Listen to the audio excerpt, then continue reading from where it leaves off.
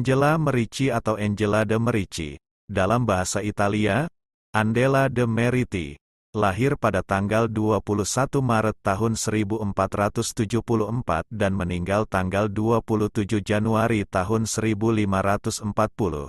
Angela adalah seorang pendidik agama Italia yang dihormati sebagai santa oleh Gereja Katolik Roma.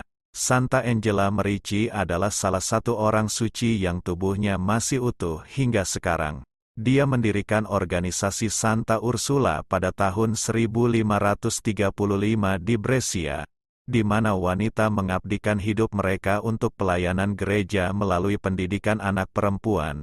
Dari organisasi ini kemudian muncul Ordo Monastik Saint Ursula, yang para biarawatinya mendirikan tempat-tempat berdoa dan belajar di seluruh Eropa dan kemudian di seluruh dunia, terutama di Amerika Utara. Angela Merici, lahir tanggal 21 Maret tahun 1474, di Desenzano, sebuah kota kecil di pantai barat daya Danau Garda di Lombardi, Italia. Dia dan kakak perempuannya, Gianna Maria, menjadi yatim piatu ketika dia berusia 10 tahun. Mereka tinggal bersama paman mereka di kota Salo. Angela muda sangat sedih ketika saudara perempuannya tiba-tiba meninggal tanpa menerima upacara terakhir di gereja, dan dia berdoa agar jiwa saudara perempuannya beristirahat dalam damai. Dikatakan bahwa dalam sebuah penglihatan dia menerima jawaban bahwa saudara perempuannya berada di surga bersama para orang suci. Ketika dia berusia 13 tahun, dia masuk ordo ketiga Santo Fransiskus, dan segera setelah itu mengucapkan kaul kesucian abadi, meninggalkan semua harta miliknya, dan ingin hidup hanya dari sedekah. Bersamaan dengan ini, Angela Merici juga melakukan pertapaan besar-besaran, tidur di tanah kosong, dan terus-menerus berpuasa dengan roti dan air. Terkadang hanya dengan menerima komuni kudus jadi satu-satunya makanannya selama beberapa hari. Ketika Angela mulai beranjak dewasa, orang-orang mulai memperhatikan kecantikan dan mengagumi keindahan rambutnya. Karena janji pada dirinya sendiri juga kepada Tuhan, dan ingin menghindari perhatian duniawi, dia mengecat rambutnya dengan jelaga.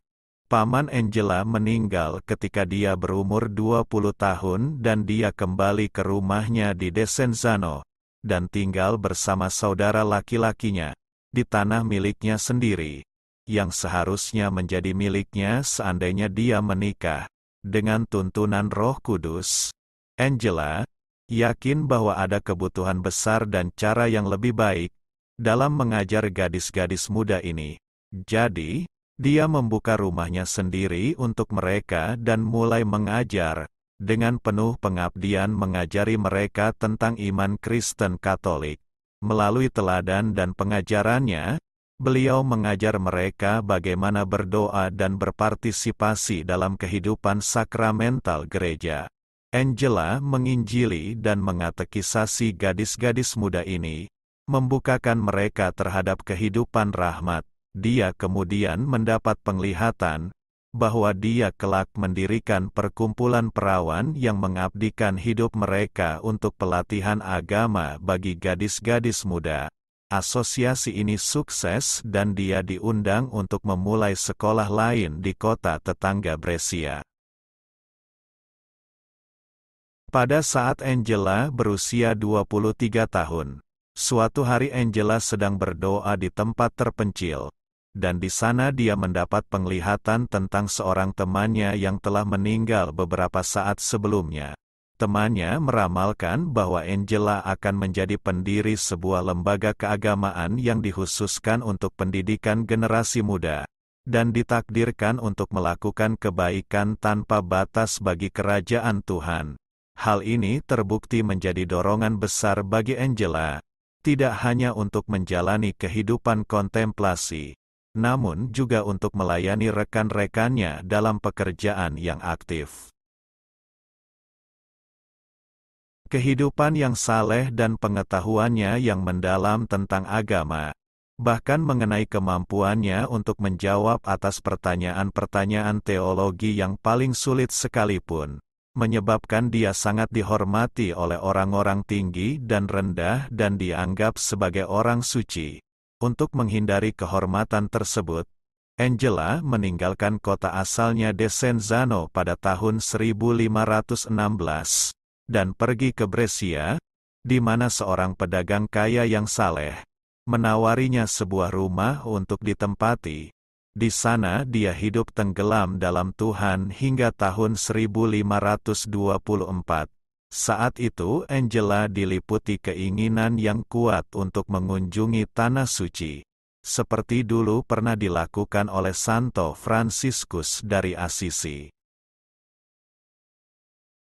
Menurut ceritanya, pada tahun 1524, saat Angela melakukan perjalanan ke Tanah Suci, Angela Merici tiba-tiba menjadi buta saat berada di Pulau Kreta. Meskipun demikian, dia melanjutkan perjalanannya ke Tanah Suci dan seolah-olah dia telah sembuh dari kebutaannya. Sekembalinya dari Tanah Suci ia berdoa di depan salib, di tempat yang sama di mana dia mengalami kebutaan beberapa minggu sebelumnya. Penglihatannya secara ajaib dipulihkan. Dia mengunjungi Yerusalem, Gunung Kalvari, dan tempat-tempat suci lainnya dengan pengabdian yang luar biasa. Pada tahun 1525 dia kembali melalui Roma, untuk berdoa di makam para rasul, dan dengan demikian memperoleh indulgensi tahun Yobel yang saat itu dirayakan, indulgensi Yobel yang besar. Paus Clemens ke-7, yang telah mendengar tentang kebajikan dan kesuksesan sekolahnya, mengundangnya untuk tetap tinggal di Roma. Angela Merici tidak menyukai ketenaran, dan segera kembali ke Brescia. Pada tanggal 25 November tahun 1535, Angela berkumpul dengan 12 remaja putri yang telah bergabung dalam pekerjaannya di sebuah rumah kecil di Brescia dekat gereja Saint Afra, di mana mereka bersama-sama berkomitmen dalam pendirian organisasi Santa Ursula, yang ditempatkan di bawah perlindungan pelindung Universitas Abad Pertengahan. Tujuannya adalah untuk meningkatkan kehidupan keluarga melalui pendidikan Kristen bagi calon istri dan ibu. Mereka adalah ordo pengajar agama wanita yang pertama. 4 tahun kemudian kelompok tersebut berkembang menjadi 28 orang.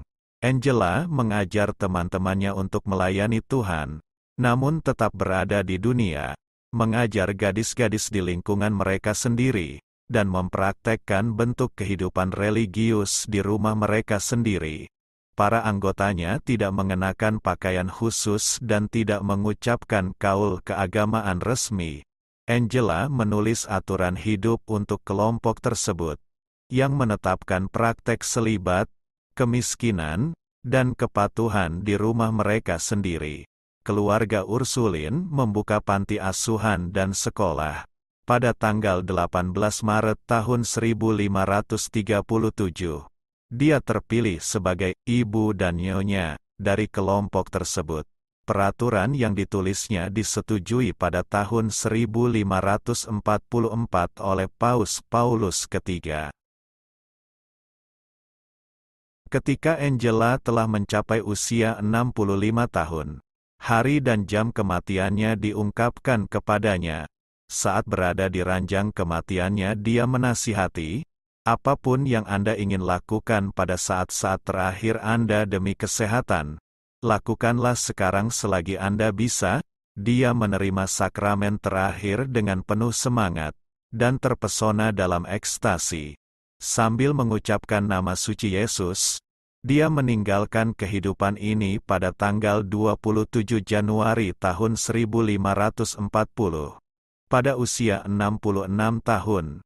Tepat pada waktu yang telah dinubuatkan kepadanya. Dengan mengenakan pakaian tersier Fransiskan, jenazahnya dimakamkan di gereja Saint Afra di Brescia. Semasa hidupnya, Angela Merici sering berdoa di makam para martir Brescian di gereja Saint Afra di Brescia. Dia tinggal di kamar berukuran kecil yang terhubung dengan biara reguler Kanon Lateran. Sesuai keinginannya, setelah kematiannya, dia dimakamkan di gereja Saint Afra dekat dengan jenazah para martir. Jenazahnya tetap ada sampai gereja ini dan daerah sekitarnya hancur total akibat pemboman sekutu tanggal 2 Maret tahun 1945 pada Perang Dunia Kedua, yang menewaskan pastor paroki dan banyak warga kota.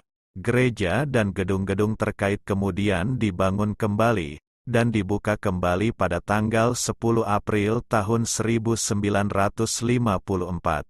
Gereja tersebut ditahbiskan pada tanggal 27 Januari tahun 1956,